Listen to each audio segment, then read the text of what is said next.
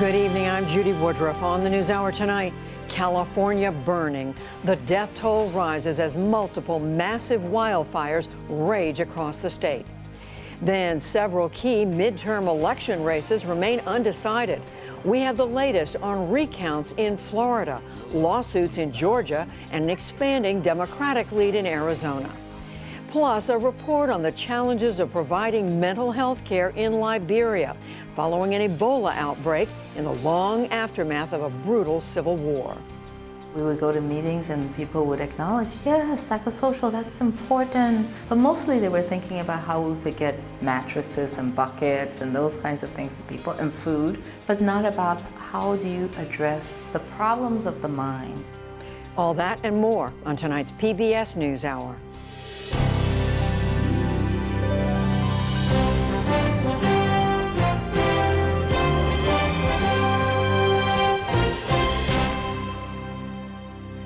The deadly wildfires in California continue to wreak destruction today. Thousands of acres are burning in more than a dozen active fires across the state. A total of 31 people are known to have died, and more than 230 are still unaccounted for. Mary McCarthy of Feature Story News is on the ground and starts with this report. The scene in Paradise, California is apocalyptic. The Camp Fire has left a deadly trail of wreckage through the Northern California town just 5 days after it started burning. There were people literally burning in their cars, running down the street, abandoning their vehicles, dying on the road. It was just utter panic. And the state's most destructive fire in history could still do more damage. Across the state, more than 8,000 firefighters are battling flames amid wind gusts of up to 40 miles per hour. In total, some 224,000 people have been displaced. The Camp Fire began Thursday morning and decimated the town of Paradise, and it's burning near the 90,000-person town of Chico. Social media video captured the frenzied scenes as residents fled Paradise. The 27,000-person town has largely been incinerated. Husks of cars line streets next to homes reduced to rubble. One survivor described the moments as the fire tore through. It was just a shower of hot embers. The wind was blowing real heavily, and it was spot firing ahead of the fire. Efforts to find missing loved ones are underway. 10 search crews are scouring Paradise and the surrounding towns. They have found more bodies in the ashes, using DNA experts to identify the dead. More than 200 people remain unaccounted for. Part of that may be because those missing have not been able to get in touch with loved ones, but the death toll is still expected to rise. In Southern California, the Woolsey Fire continues to grow and wreak havoc. It began Thursday afternoon and has spread into parts of Los Angeles and Ventura counties. Firefighters are battling gusty conditions as the powerful Santa Ana winds fan the flames. Officials forced evacuations in Thousand Oaks, where last week a gunman killed 12 people and himself at a country western bar. It's devastating. It's like welcome to hell. I don't even know what to say. We're all walking around kind of in a trance.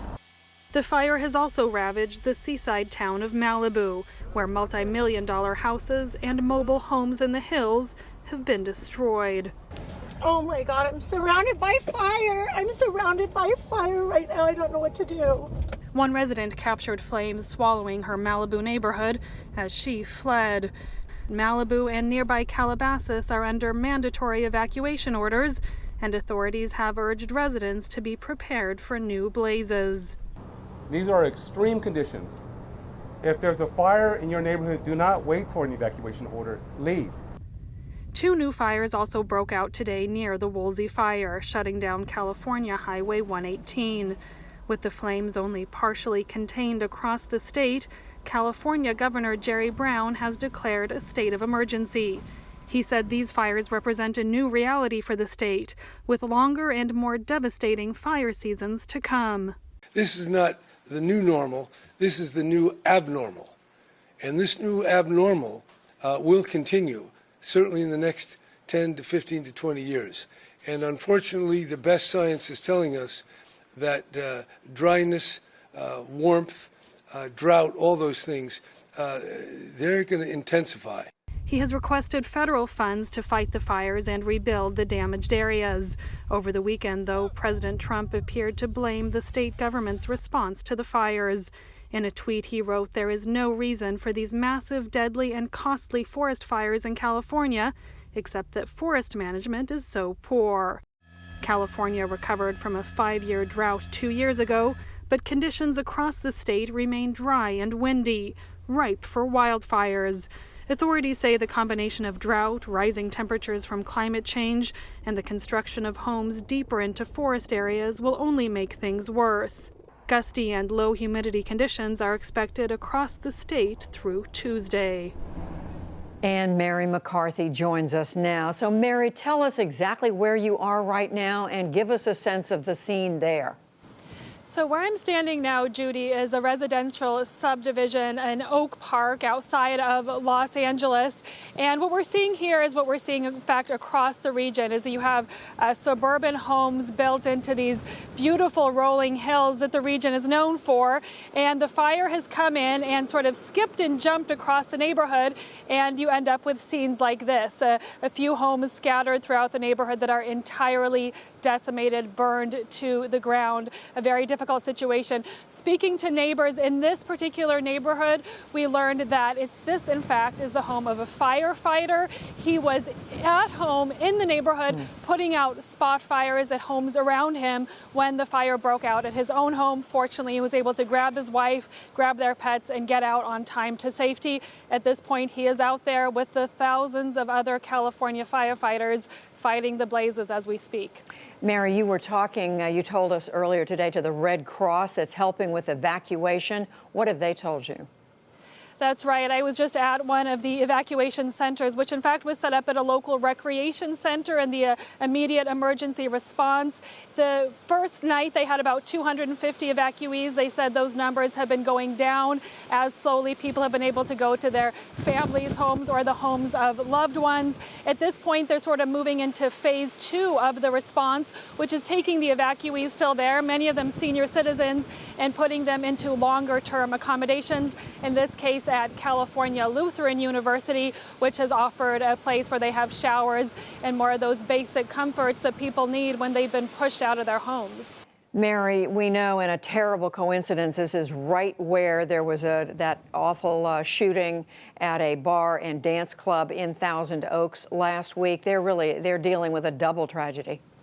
Oh, it is. Where I'm standing is very close to Thousand Oaks. There, a lot of the people have had to evacuate. Some of the homes that have been destroyed were in Thousand Oaks, and there are reports among the families affected directly by the shooting, either losing their loved ones or with people who are still in the hospital.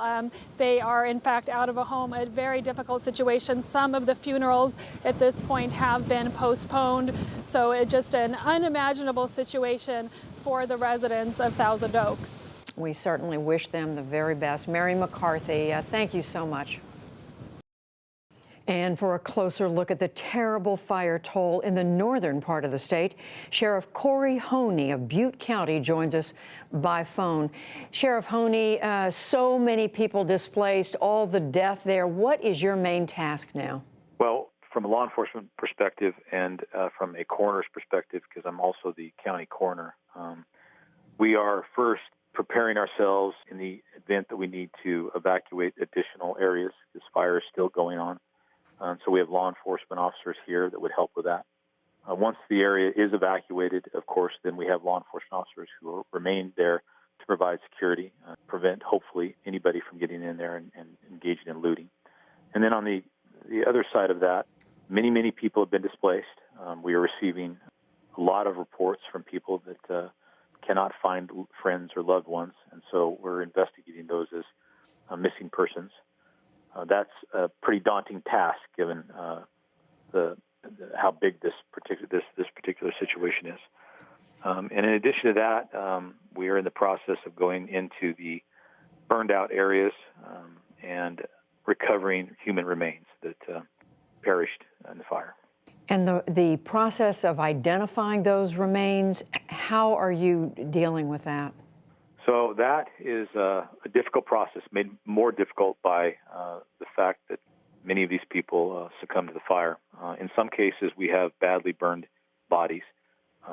In those cases, if there are fingerprints still available, we might use fingerprints to identify them. We can also use dental records. If that's not possible, we would look to use DNA. In other cases, the fire was so intense that all we have is skeletal remains or bones.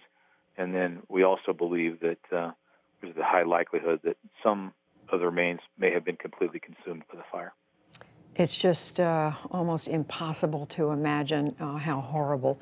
How are you going about trying to reunite people with their loved ones? So we've got people dispersed all over. And, of course, we have a good number of them in shelters.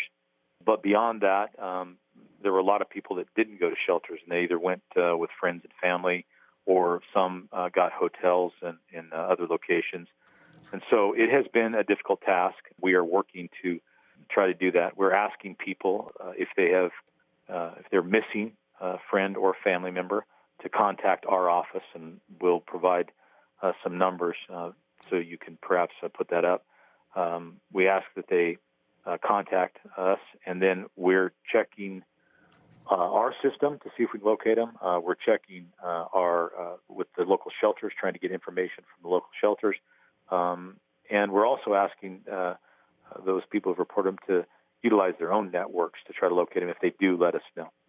Are there any good stories you're able to find? Are you able to reunite people?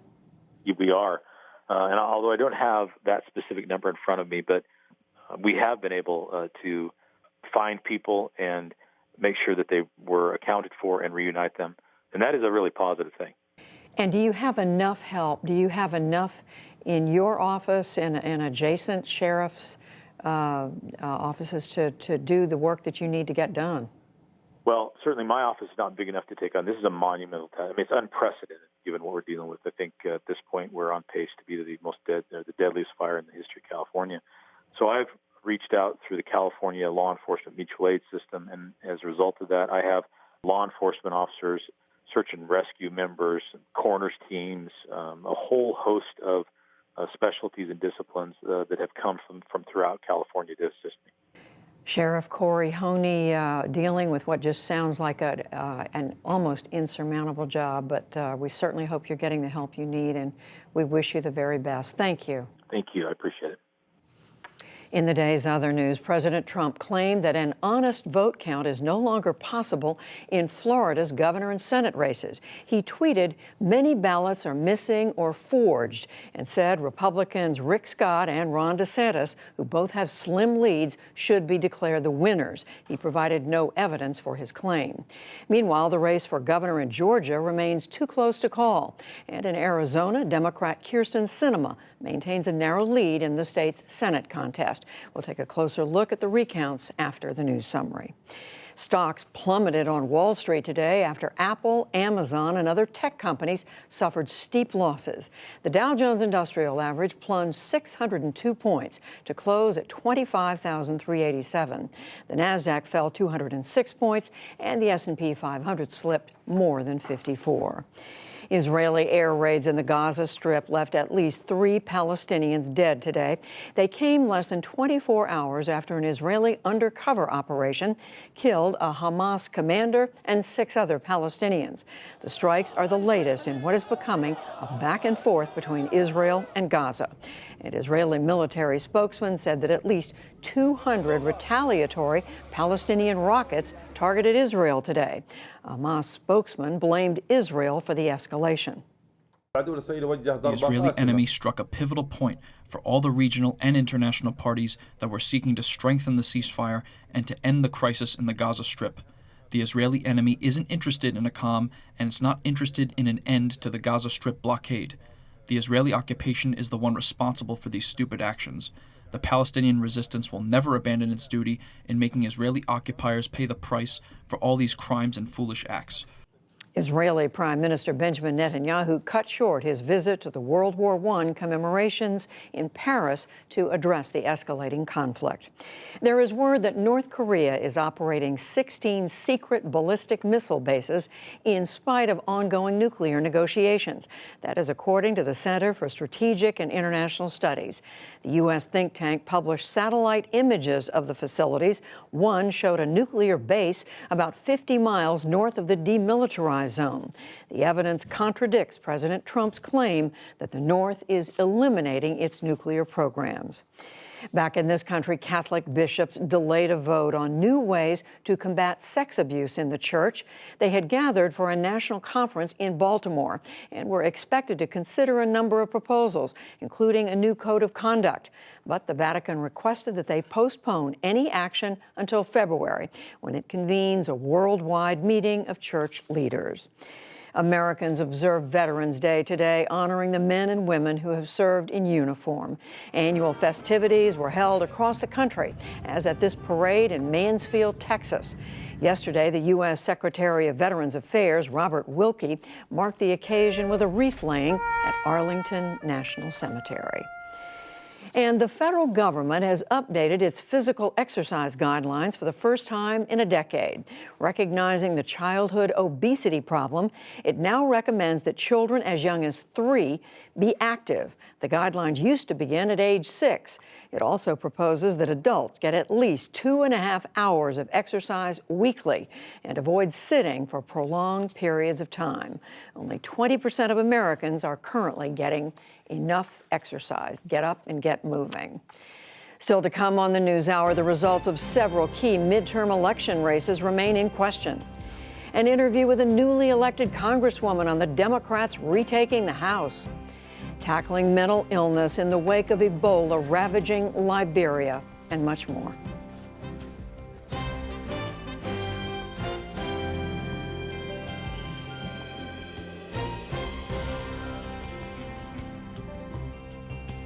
Nearly a week after Election Day 2018, there are still votes uncounted and races left to call. The drama over who won and lost will stretch into a second week. Lisa Desjardins brings us up to speed. These are the sights and sounds of a high-stakes recount. An election center buzzing with staffers, scanning machines gobbling up piles of ballots, and in Florida, no less, evoking memories of chads and undervotes and the state's week-long post-election drama in 2000. This year's machine recount of 8 million ballots was ordered Saturday in 3 dead-heat statewide races, including the race for governor between Republican Ron DeSantis and Democrat Andrew Gillum, as well as the race for U.S. Senate between Republican Rick Scott and Democrat Bill Nelson. Thank you, Florida, for your support. DeSantis was leading in the unofficial tally for the governor's race, and in this Saturday video, he made clear he was already laying the groundwork for a DeSantis administration. Since the election a few days ago, we have begun our transition efforts to build an administration that can secure Florida's future. With the election behind us, it's now time to come together as a state as we prepare to serve all Floridians.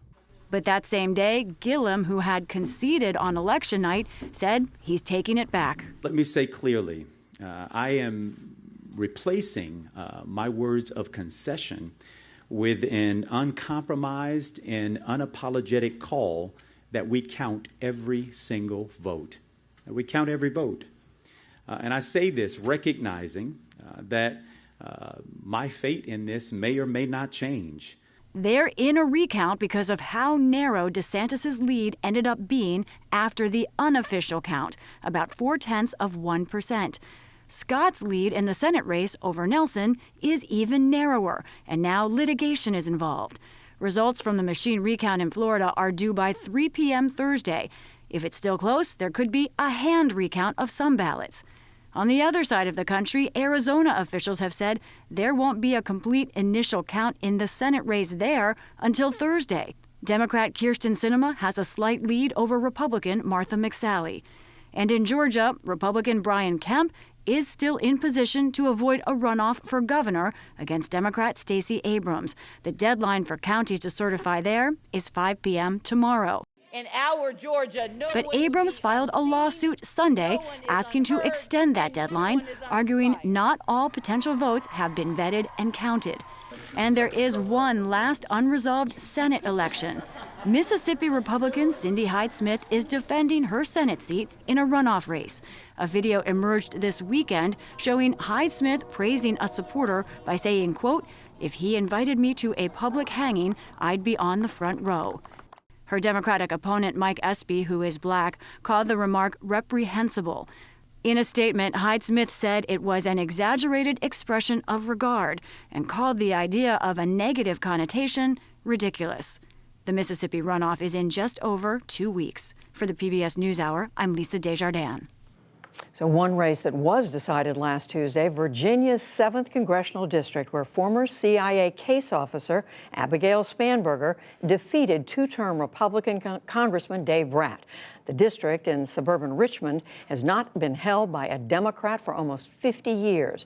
Spanberger will also be the first woman ever to represent the district, and she joins me now. Congratulations. Thank you very much. I have to say, many of us saw the photograph from the election night, your victory speech. It was a picture of you speaking with your 4-year-old daughter crawling on the floor between your feet. I guess that's a symbol of the kind of juggling act that you and others are going to be doing. Yes, absolutely. She was so excited. It was funny. I could hear my husband in the back trying to call to her, Catherine, Catherine, but she was just so beyond excited that we had won. So you beat conservative Dave Brat, who was just elected 4 years ago. He had knocked off a prominent leading member of the House Republicans. What changed in your district in such a short time? What happened? So I think there's been a number of changes or shifts at play in our district. And I think first and foremost is the way that we campaigned. We got out in the community. For me, it was such a priority to really be accessible. For so long, that had been the criticism of my predecessors, is that they weren't accessible. And so we started by doing meet and greets in people's living rooms and dining rooms just to talk to voters about the issues that were important to them. And that's how we conducted the entire campaign. I was present across our 10 counties as much as I could be, meeting voters, talking about the issues. And that's from the beginning till the end of our campaign really where our focus was. So accessibility more than position on the issues? I mean, you're not nearly as conservative as he is. Well, that's true. And so I was talking about the issues. You know, when you're accessible and you're listening to people, then you have the chance to hear what's actually really important. And in our district, like so many districts across the country, the top issues, I mean, the number one issue that people wanted to talk about was healthcare, the cost of prescription drug prices, the cost of their premiums. And so that was the issue that we were talking about. And in our district, we have some infrastructure issues like lack of broadband internet infrastructure in some of our rural counties. And people are concerned about educational opportunities that exist for their children. And so these are the things that I really made my priority. And as the district has changed, we've been redistricted a few times recently. But there are some shifting demographics. But I think overall there has been a shift towards people really getting engaged in the political experience. And so we saw that with a tremendous number of volunteers. We had over 5,000 people registered to volunteer with our campaign. And I think that's really what drove us. You mentioned prescription drug prices, right. and you've listed some of the priorities you said you'll have when you come to Washington. You mentioned prescription drug prices, getting those prices down. You talked about infrastructure, building infrastructure. You also talked about campaign reform, That's right. finance reform. But are those things that you think the other side, the other party, the Republicans, President Trump, are prepared to work with you on? Well, so I would hope so, because our voters in a historically Republican voting district, healthcare is the number one issue. And I've heard that from people across the spectrum, from districts that were solidly blue districts to districts that were also toss-up districts. And I think that really wrapping our hands around the issue of prescription drug prices and the rising cost of premiums and just the instability that exists in the healthcare market is something that there's a mandate from voters for us to get together on this issue.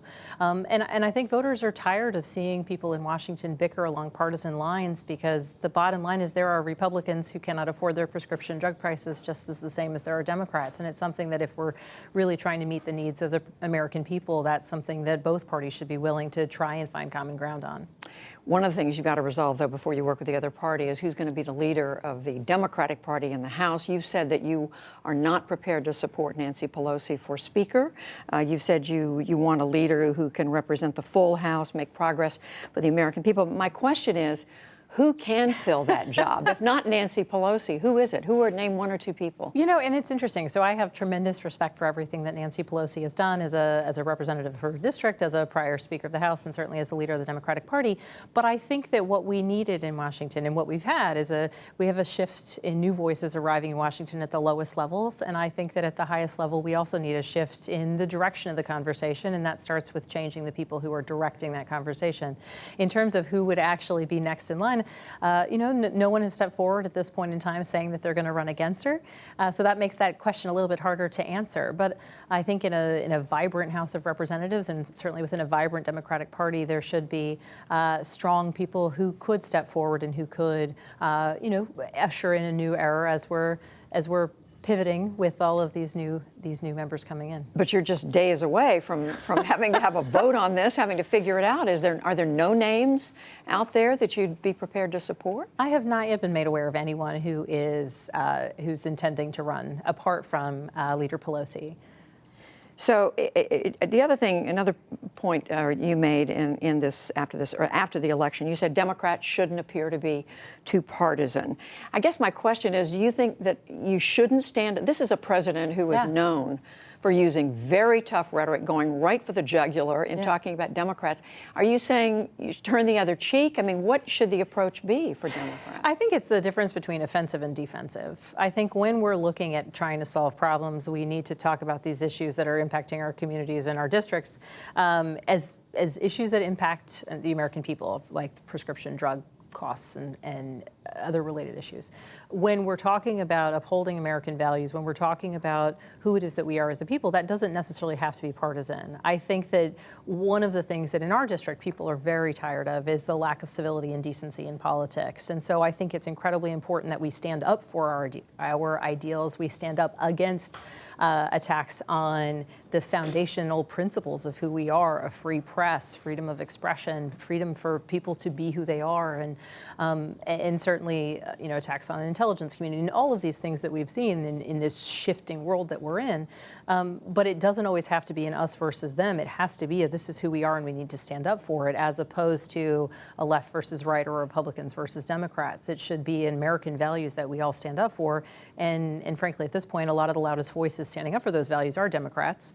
But turning everything into a partisan battle, I think, is where certain groups start to shut off, and it becomes a little bit less effective.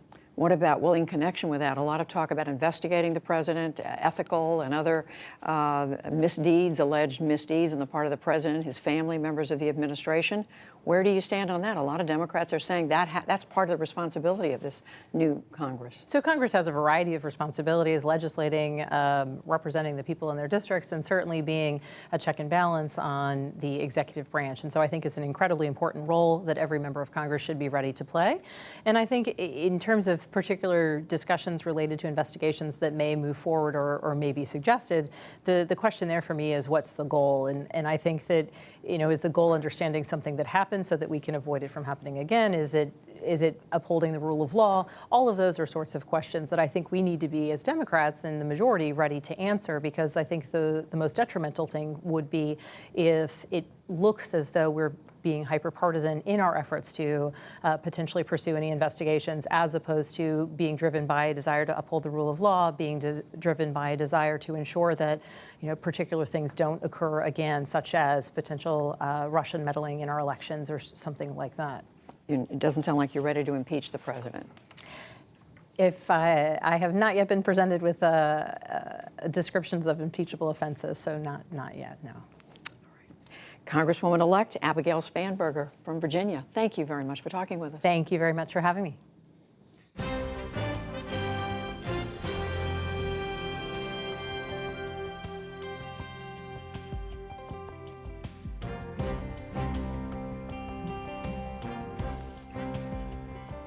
As we've reported, votes are still being tallied from last week's midterm election, but Democrats have picked up more than 30 seats to regain control of the House. John Yang has more on the lessons of the 2018 midterms. John? Judy, was it the blue wave that Democrats had hoped for? And will the new House majority look like what the voters that helped elect them will look like? It's time for Politics Monday with Tamara Keith of NPR and Stuart Rothenberg of Inside Elections. Welcome to you both. Tuesday night, the storyline quickly developed that this was not the night that Democrats had hoped for, that the blue wave had become, I heard someone refer to it as a blue ripple. Tam, a week now out from Election Day, we've seen more races called. We've seen some margins narrow. What does it look like? Sometimes the initial hot takes are not so hot after a few days. And what it looks like is, and President Trump came out and declared victory, and it was like, well, now it's even clearer that Democrats picked up a lot of seats. There are still several races that are not called yet, still outstanding. At the moment, AP has it at 32 seats flipped, but there are many more outstanding, especially in California. And the important thing to keep in mind is that, yes, election night is a big night. It's a big night on television, but the vote counting is slow and arduous, and especially in states like California where they have a lot of vote by mail. Even if it says 100% of precincts reporting, that's not 100% of votes counted. Stu, credit where credit is due. Tuesday night, I remember fairly early in the night, you tweeted out, said, what's with all this hand wringing? That's right.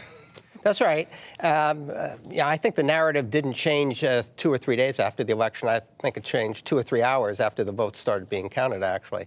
I understand why Democrats were fully invested in the Texas Senate race and the Florida governor's race and the Georgia governor's race. And Amy McGrath didn't do as well in Kentucky 6 in an early state. But look, once we got into the large number of districts that were competitive and that we were really watching, it was very clear we had a wave. I mean, between 35 and 40 seats flipping is a wave. A national election is a wave. It's not a cherry-pick election where a district here flipped and a district there flipped.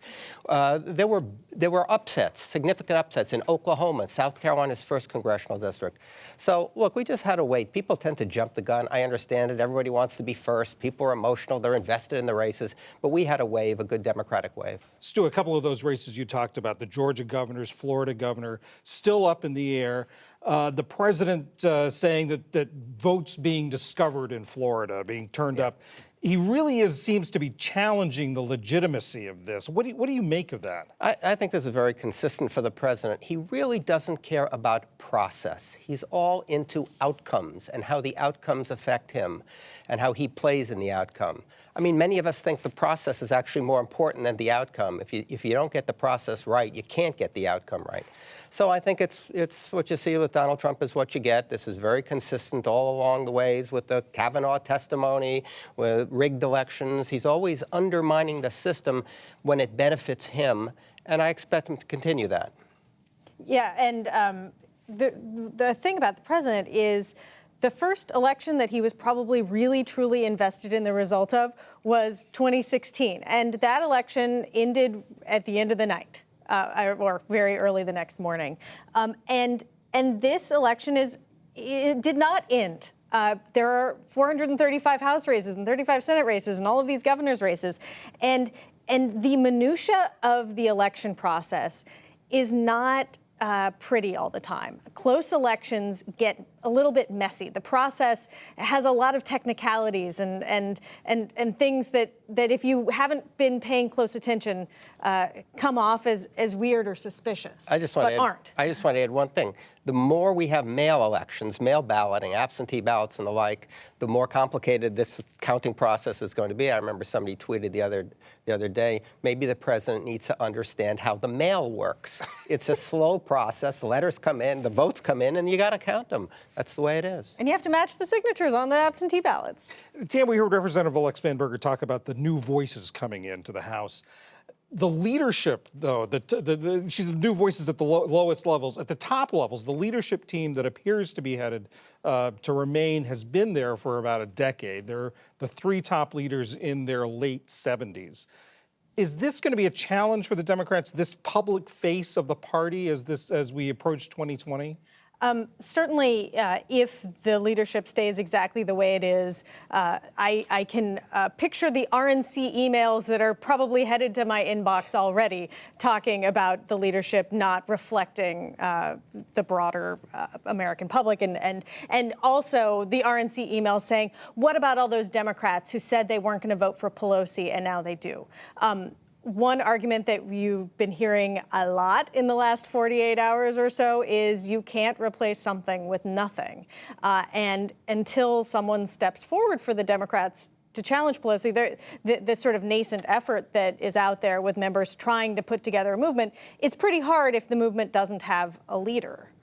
Stu? Well, no, I agree. I think the younger Democrats and more recently elected Democrats need a voice. But let's remember the Speaker is a woman. Clyburn is an African American. So this is a party that has tried to be more diverse and welcoming. But there's no question that 18 to 29-year-olds, 18 to 35-year-olds, they would be more comfortable seeing, I think, some younger members. It doesn't have to even be in the formal leadership, John. These are people who speak for the party and are involved in TV interviews and things like that. I think that would be helpful for Democrats because the leadership should, in many ways, reflect the party, but also they should reflect the country, actually. Yeah, and beyond the top three, Democrats have a lot of leadership positions in the House. Nancy Pelosi has said that she sees herself as a transitional speaker.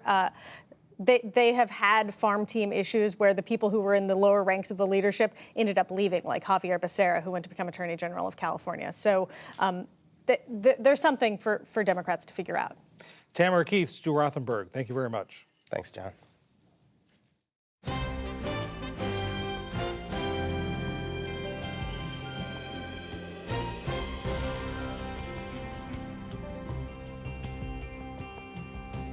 Stay with us. Coming up on the NewsHour, a behind-the-scenes look at the new movie about gay conversion, Boy Erased, and remembering one of the creators of Spider-Man.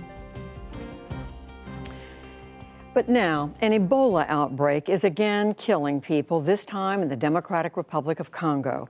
More than 200 are confirmed dead, and officials call it the worst ever outbreak in the nation's history. It comes more than 2 years since the World Health Organization declared an end to the Ebola virus that killed 11,000 people in 3 West African countries, Sierra Leone, Guinea, and Liberia. But the end of that outbreak brought a new struggle for survivors, mental illness. And unlike the response to Ebola, this crisis attracts far less attention. In partnership with the Pulitzer Center, NewsHour special correspondent Molly Knight Raskin reports from Liberia. Here in rural Liberia, mental illnesses are considered a curse. This is where they bring patients to. And caring for people who suffer from the most serious of these illnesses, from depression to schizophrenia, is often left to traditional healers who resort to the only treatments they know. This is an African handcuff. Whenever you start dealing with a mentally ill patient, we're so agitated to harm anybody, as you can see. Put your foot here and then release it. Mental illness is widespread in Liberia, a country deeply traumatized by a long, brutal civil war that ended in 2003. It's estimated the conflict left more than 40% of Liberia's 4 million people with post-traumatic stress disorder. Health experts say the 2014 Ebola outbreak compounded that trauma. Separation, grief, loss, trauma. You might not see them, but they're there. Janice Cooper is a psychologist with the Atlanta-based Carter Center who led the mental health response to Ebola in Liberia. She says Ebola proved the global health community is unprepared to deal with psychiatric emergencies. We would go to meetings and people would acknowledge, yes, psychosocial, that's important. But mostly they were thinking about how we could get mattresses and buckets and those kinds of things to people, and food, very important, but not about how do you address the problems of the mind. Dr. Vikram Patel is a professor at Harvard University and an expert on global mental health. In many parts of the world, mental health problems are already amongst the leading causes, not just of disability and poor quality of life, but actually of death as well. That's because until recently, treating mental health conditions in resource-poor countries was considered a luxury, one that required access to medication and mental health professionals. There are solutions, but one has to put on a certain set of glasses that allows you to see the world as being far more complex than one has been accustomed to seeing. A growing body of research is proving a low-cost, community-based model of mental health care to be remarkably effective. Probably because of rejection, probably because of stigma. This model crosses cultures by training local healthcare workers like nurses to deliver basic mental health services such as counseling and behavior modification. In Liberia, this kind of program was first launched in 2011 by the Atlanta-based Carter Center. The Carter Center trained 144 mental health clinicians in Liberia. No small feat in a country with almost no access to medicine, and just one psychiatrist for a population of 4 million. At times, people say maybe somebody bewitched another person. These clinicians work with traditional healers, churches, and hospitals to deliver frontline mental health care that respects the culture in a country where the mentally ill are often outcast and sometimes brutally punished. Psychotherapist Rodney Presley is the former head of E.S. Grant's Psychiatric Hospital in Monrovia. There are people chained like dogs to a tree because the family just doesn't know what to do. They don't know that there's treatment available. They're under the impression that the individual has been witched or is possessed. Aaron Deba is a graduate of the Carter Center program and is the only mental health clinician in Nimba County, a rural part of Liberia that's home to 500,000 people. Deba works with Ebola survivor support groups in Ganta, a city devastated by the virus. Survivors not only suffer lingering physical ailments like joint pain and vision problems, they often suffer depression and anxiety. The group today were the continual needs of people affected by Ebola and also helping to support children or orphans affected by Ebola. I'm Jacqueline Tissé, survivor from this epidemic. I got sick, I lost my husband, a mother, a father, and other people. I lost 8 persons from my house. Coming together at least once a week, at least once a month is so much important. This thing will strengthen us. 2 years after Ebola, the Liberian government passed legislation to make mental health a nationwide priority. But it has yet to dedicate the required funding. This raises serious questions about the long-term effectiveness of mental health programs like the Carter Centers, says Director Janice Cooper.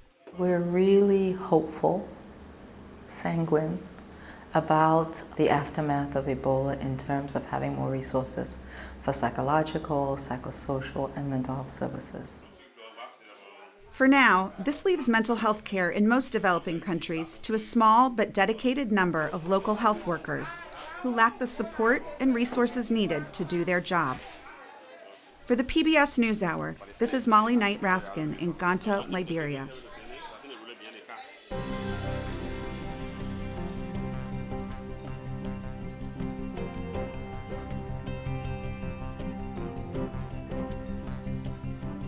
Our fall film series continues tonight with a movie tackling the controversial topic of gay conversion therapy. Jeffrey Brown has our look. Boy Erased is the story of just that. I think it's true about me. Efforts by fundamentalist Christian parents to have their son's sexual orientation erased through so-called gay conversion therapy. Save yourself!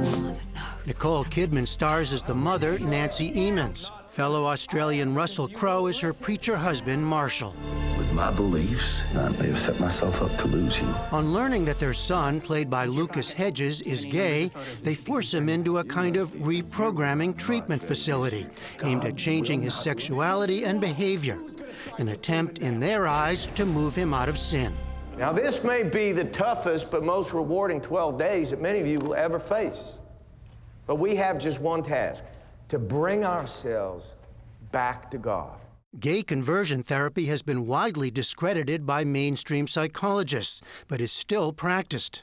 This account is based on a memoir by 33-year-old Jared Conley. I wanted to show how this was a cultural moment that was part of a larger, kind of bigotry that's in the country. It took 10 years and distance from his family for Conley to begin writing. Especially in memoir, it's incredibly important to paint characters instead of caricatures.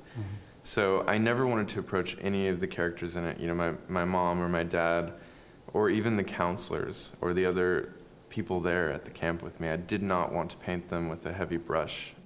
We cannot see a way that you can live under this roof if you're going to fundamentally go against God. Almost every aspect of growing up in that town felt controlled in some way. The church is sort of the central place where everyone gathers together. This is what you do, this is what you say. My father used to walk out of movie theaters if someone, you know, cursed. At first, it was about like looking into a window of somebody else's life that was kind of diabolical, and it was all about institutionalized religious prison. I can take care of you. Joel Edgerton, known for many recent roles, including his portrayal of the husband in the film Loving, here plays the head of the conversion clinic. He also directed the film and wrote the screenplay. What I found out of the book was this incredibly hopeful story about one person's struggle, and Garrett's story was so full of empathy, considering what he'd gone through. I want you to have a great life. A high school athlete with a girlfriend, in the film, Jared abruptly leaves college to comply with his family's wish. You thought it was right to go to the conversion therapy? Yeah, I mean, it's hard to like tack it down to one reason why I went to conversion therapy. A really terrible outing experience happened. You know, my father put a lot of pressure on me, and I was really afraid of losing God. You know, that was the closest relationship I'd ever had. Every day, almost to the hour, I would pray to God. So that was a terrifying idea that, you know, somehow I was going to lose God just by being who I am. It felt like, you know, there was no other choice. Duress, I would call it. Yeah. Duress that continues through the weeks Jared attempts to convert. Where is all this anger coming? Because you're making me angry. I think conversion therapy operated as a sort of intense come to Jesus moment where there's something really wrong here, because every day the same hatred and self-hatred is being peddled to me. And, you know, how is that connected to God or to Jesus? I don't get that. And that God and the devil are having a bet over me. That one day God will let me in on the experiment he was having to test me. Boy Erased exposes some of the most painful aspects of conversion therapy. Some of the most exposing scenes, you know, for instance, is hearing Sarah having to stand up and read off a piece of paper a sexual act. What straight people have to ever go through that unless they've been cruel to another human being. Right, confessing there. Confessing in court, for example. But I never go to a job interview or an audition and what happens to me in my sex life becomes an issue inside the room. The real-life Jared Conley's experience happened 14 years ago. He left his home and now lives in New York as a gay man. A lot of people, you know, that I've encountered on my book tour, for example, they say, how is this still happening in 2018? And they believe that progress is a straight line and that we're already there. And it's just not true. I love God and I love my son. For your father, it's a little more complicated. I mean, it is just so obvious that people are still struggling all over, and not just in the US, all over the world. And the effects of conversion therapy have traveled all over the world. Boy Erased is in select theaters now and opening nationwide soon. For the PBS NewsHour, I'm Jeffrey Brown at the Toronto International Film Festival. Welcome to the refuge.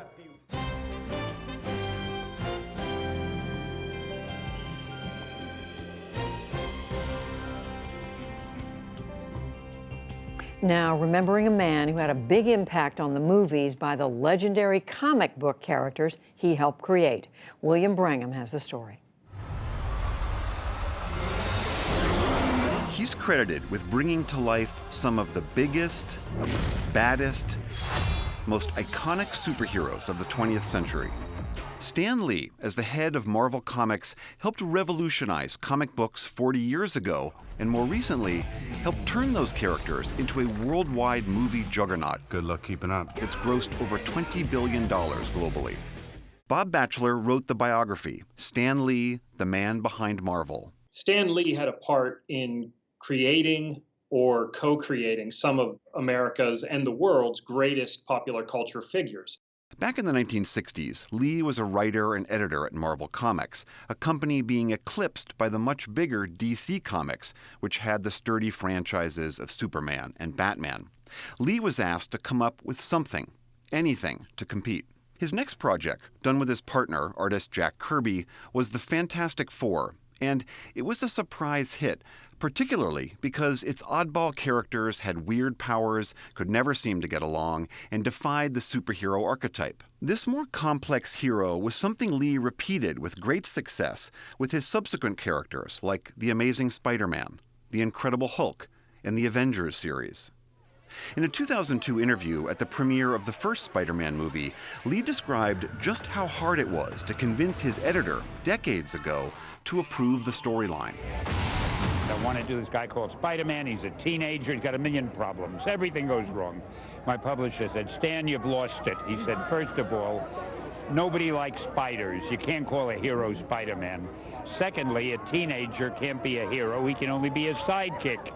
And lastly, he said, you say he's got all kind of problems. Don't you understand, Stan? He's a hero. Heroes don't have problems. That's why they're heroes. That shows what I knew. Stan's real power was capturing this kind of everyday superhero mentality that people were really attracted to. It wasn't the godlike speaking of a Superman or the stilted language of Batman. It was a language that people could really relate to and understand on a deeply personal level. While there were lingering questions about whether Lee shared the proper credit with his collaborators over the years, his influence on the comic book industry was indisputable.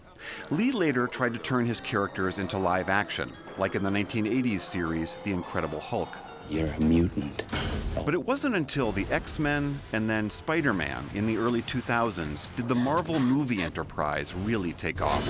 Since then, its over a dozen films have resurrected and interwoven the stories of over 20 individual characters, many of whom were first drawn almost 50 years ago. Last year's blockbuster, Black Panther, struck many firsts. I never freeze. A black superhero, a largely all-black cast, numerous strong black female characters, all done by a black director, Ryan Coogler. One of the most important things that Stan did is he always pushed the boundaries of what comic books would publish. Stan saw that comic books and superheroes should represent what we see in everyday life. And so he was ahead of the curve on many of the issues that we take for granted or that we're still grasping with today. Despite his success, the last years of Lee's life were riven with stories of financial mismanagement and painful, drawn-out legal fights with members of his family. But die-hard fans will still look for him in the films, where he regularly made cameo appearances. You know, I guess one person can make a difference. Like here, when he appeared in Spider-Man 3, talking to the young Peter Parker. Stan Lee was 95 years old. For the PBS NewsHour, I'm William Brangham. And thanks for that remembrance.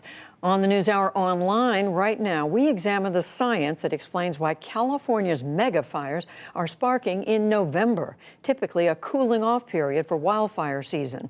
You can find that and more on our website, pbs.org/newshour. And that is the NewsHour for tonight. I'm Judy Woodruff. Join us online and again here tomorrow evening. For all of us at the PBS NewsHour, thank you, and we'll see you soon.